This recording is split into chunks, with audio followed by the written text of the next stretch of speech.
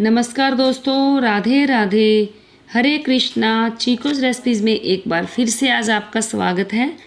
तो आज मैं आपको सुनाऊंगी पुरुषोत्तम मास महात्म्य का 10वां अध्याय। तो अगर आपने अब तक मेरे चैनल को सब्सक्राइब नहीं किया है तो चैनल को प्लीज़ सब्सक्राइब ज़रूर करें और साथ में जो बेल आइकन नज़र आ रही है उसको भी टैप कर दें ताकि मेरी हर वीडियो की नोटिफिकेशन आप तक सबसे पहले पहुँचे।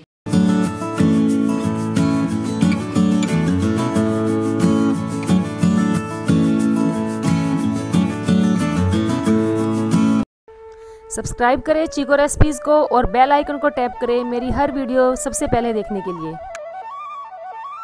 तो चलिए सुनाती हूँ कि 10वां अध्याय किस प्रकार से है। ऋषि कहने लगे, हे सुंदरी, अब से तीसरे महीने में पुरुषोत्तम मास आएगा। उसमें स्नान करने से मनुष्य दोषों से छूट जाता है।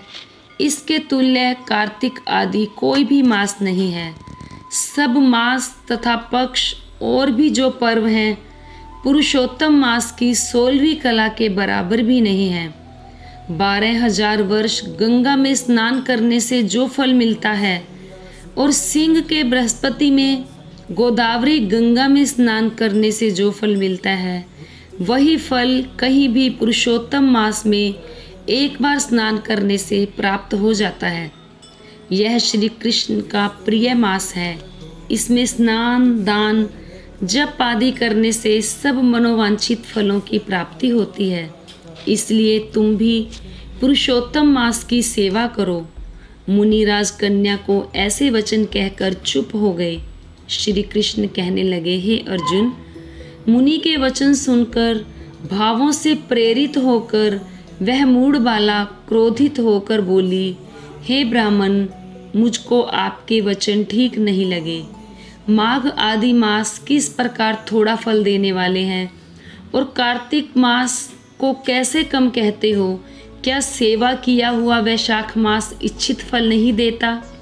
यह तो मल मास सब कर्मों में निंदित है। हे मुने, सूर्य संक्रांति से रहित मल मास को आप कैसे श्रेष्ठ कह सकते हो? इस प्रकार क्रोध से कहे गए ब्राह्मण की पुत्री के वचनों को सुनकर ऋषि का शरीर जलने लगा और क्रोध से नेत्र लाल हो गए, परंतु फिर भी मित्र की कन्या को श्राप नहीं दिया और सोचने लगे कि कन्या मूर्ख है, अपने हित और अहित को नहीं जानती।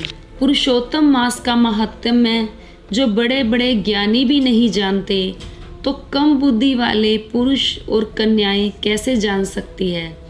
और यह बिना पिता की कन्या दुख रूपी अग्नि से सुलगती हुई मेरे अत्यंत उग्र श्राप को कैसे सहन कर सकेगी? ऐसे उत्पन्न हुए क्रोध को दूर करते हुए और स्वस्थ होकर व्याकुल कन्या से कहने लगे, तू दुखी और नादान है, इसलिए तेरे पर मेरा कुछ भी कोप नहीं।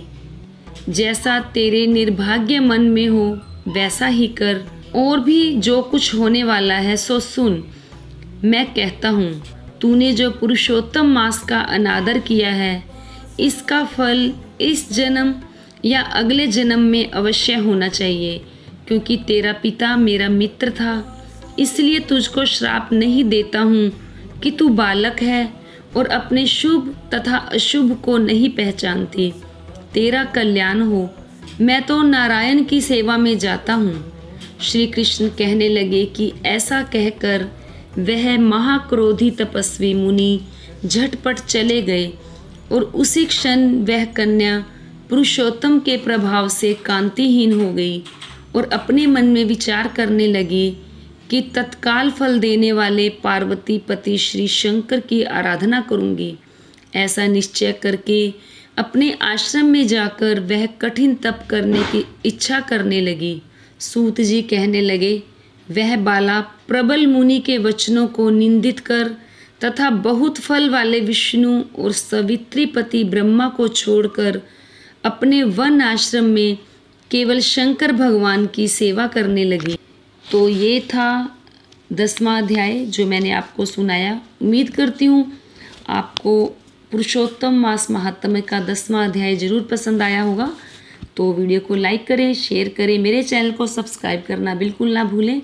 हमेशा की तरह अपने अच्छे अच्छे सुझाव देते रहें। आज के लिए इतना ही, फिर मिलते हैं। धन्यवाद। हरे कृष्णा।